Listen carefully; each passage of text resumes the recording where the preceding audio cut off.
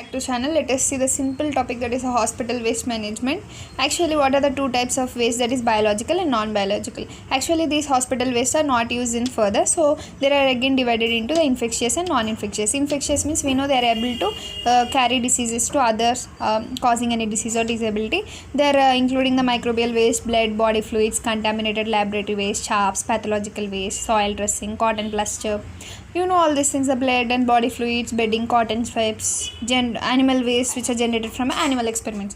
So actually, the what are non-infectious waste? These are like non-infectious, as the name says. It is not infectious, but they do not cause actually any hazard, or they are non-infectious. And the amount of waste per bed, actually per hospital bed, and the type of the hospital, it differs. Actually 1 to 5 kg per bed may be generated, and actually 80 to 85% is non-infectious, and 10 to 15% is infectious, and 5%. So most of the waste is non-infectious.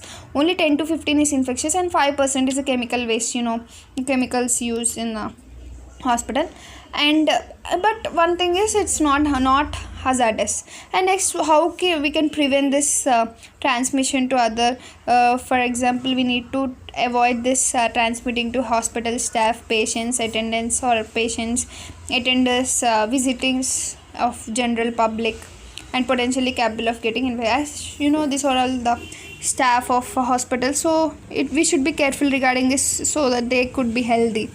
And next, the proper hospital management, disposal waste, safety of healthcare community. And it's nowadays a mandatory in every hospital to proper the waste management, because it's good for even doctors, all the staff to be safe. It's nothing but best thing. And next, the health hazards associated with improper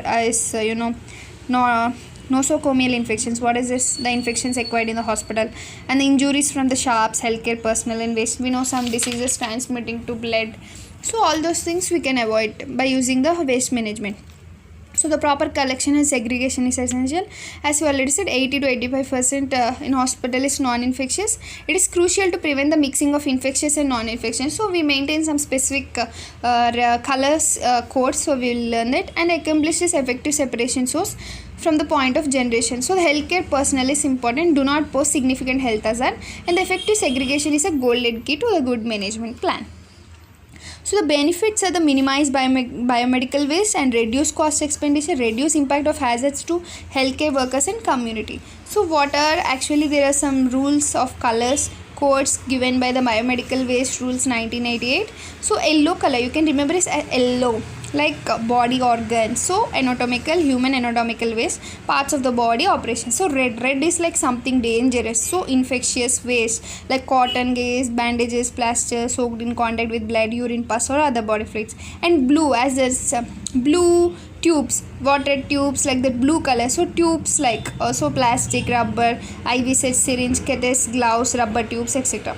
And the transparent, as it's transparent, you can remember it's waterproof, like water, white color, so waterproof. So we can use the sharp items like syringes, surgical destroying needles, blades, lancets, cuts, ampoules, glasswares, suturing needles, biohazard. So actually all these have the biohazard symbol. We know if you see in hospitals. And actually the yellow bag, how it is treated, because it is having disposal organs, it is buried directly.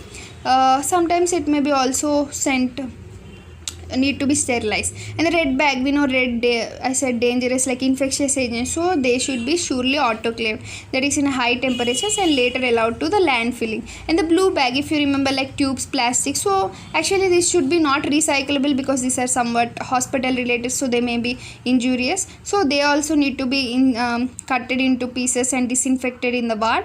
And next, we add the 1% bleaching solution for 30 minutes, like sodium hypochlorite solution, and also we autoclave it, and lastly sent to the landfilling or burial filling. And next, actually if it is released into atmosphere also, it is highly carcinogenic and causes many ill effects. So the transparent puncture, that is the white color proof, the sharps needle also need the special treatment, because we know they are like infected, so we need to heat them, and also disinfect them by 1% sodium hypochlorite solution.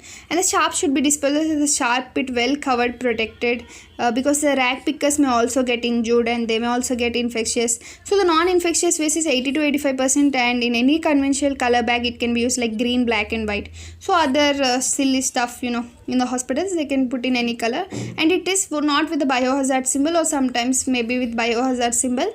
So it is not so much considered without any treatment or municipal waste.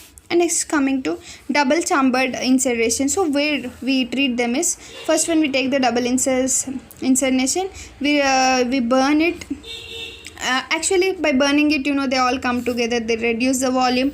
It has two chambers, primary, secondary. Primary is burned at 800 degrees and secondary by combustion of volatiles, and the gases are emitted from the primary chamber occurs, and the gases are subjected to conditions of high temperature like almost 1000 degrees Celsius and excessive. So the negative pressure maintained inside the incinerator force the end gases out of the chimney. So you can use this as a microbial, pathological waste, solid dressings, anatomical waste, cytotoxic waste. All this we can disinfect them, and the advantages ensures the complete disposal of waste and reduce the volume of the waste. But there are disadvantages like highly toxic gases are released from PVC material and not recommended for sharp and plastic waste. It requires high cost, expensive to maintain and operate. So the autoclaving steam sterilization, it is nothing but same like heating process but using the steam. So actually what happens here is the temperature reaches about 134 degrees and the waste bags is sterilized, tries to eliminate the cold spot and air pockets, and by creating the vacuum and ensures the complete elimination of air. So from this there is no air pollution, but here the disadvantage is air pollution. So in autoclave there is one advantage, that is air pollution is not there, and greater sterilization. But the gravity displacement 25% of air remains in the main chamber, and which heating is not quick and requires a longer duration, and sterilization is less efficient actually. So uses are again the same, but the advantages are economical, easy to operate, makes waste completely non-infectious. Disadvantages is it does not decrease the waste volume. So this is the disadvantage. Next, coming to chemical disinfection, we know we use chemicals like glutaraldehyde, formaldehyde, hydrogen peroxide, chlorine, hypochlorite solution, means chlorine form of hypochlorite solution, all these things. Next, coming to microwaving. Microwaving is like microwave, but not our microwave. It's with the radiation produced in the microwave to break the molecular chemical bonds and disinfect. So it's in the heat like 24 minutes pre-shedding the waste. We need to pre-shed the waste in this, and to 97 to 100 degrees, and the frequency is like this. And uses a treatment of infection against him. The advantage is disinfects the waste without hazardous, because here directly heating no hazards, but the disadvantages, it requires a pre-treatment of shredding the waste. So actually we need to, at that time it's risky actually, because we need to pre-shed it, so it may again cause infections to us and cannot be used in cytotoxic and radioactive waste. And hydroclaving is the best thing because it does not find any disadvantage, because hydroclave is expansion of autoclave technology. It's indirect heating without any contact, so there is no chance of infection. And waste by introduction steam into the outer jacket, while waste is kept inside in the another chamber and turned mechanically, and help a series of large rotating rods which spin continuously and waste bags and ensuring complete exposure to heat. So the moisture contained in the waste turns into steam and builds pressure inside the vessel. So by this the sterilization is carried out at 132 degrees Celsius for every 15 minutes and 121 for 30 minutes. So the treatment results fragmentation, dehydration 80 to 85% in volume and 65 to 70% reduction in weight. So all properties are present in this, so we can consider it as a best product. And the sterilization is completed happily, and the waste is passed through a shredder and renders the waste unregarded. So waste after shredding can be recycled or landfill. So uses it's used in everywhere, very easy. All are advantages, no pre-treatment required. Complete fragmentation and dehydration is completed and reliable for treatment of highly infectious waste. Reduction in volume is also, and weight also is completed, and easily sent to the landfilling, cost environmentally friendly, no harmful discharge, economical and simple maintenance. So there are no disadvantages, best process. And plasma technology, actually a plasma torch like thing is used to burn the materials at high temperature like 2000 to 3000 degrees, very high temperature, and also up to 10,000 sometimes, and also complete description of the waste. So these advantages are also cost transformation, all hydrocarbon combustible gas without solid residues, no segregation of waste is needed. So what actually, by doing all this, all healthcare including laboratories, everything should maintain this, because to protect everyone in our society as well, because everyone are important, because everyone usually visit the hospitals, so we should be careful and also put everyone careful. So these policies are incorporated in operating manuals, and special emphasis is given minimizing the waste by reducing, reusing, recycling, 3 R's, proper separate segregation, health and safety for the workers also.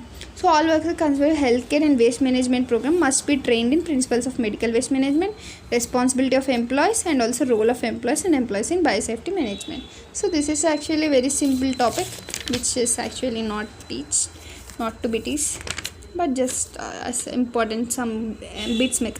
So this is all about hospital waste management.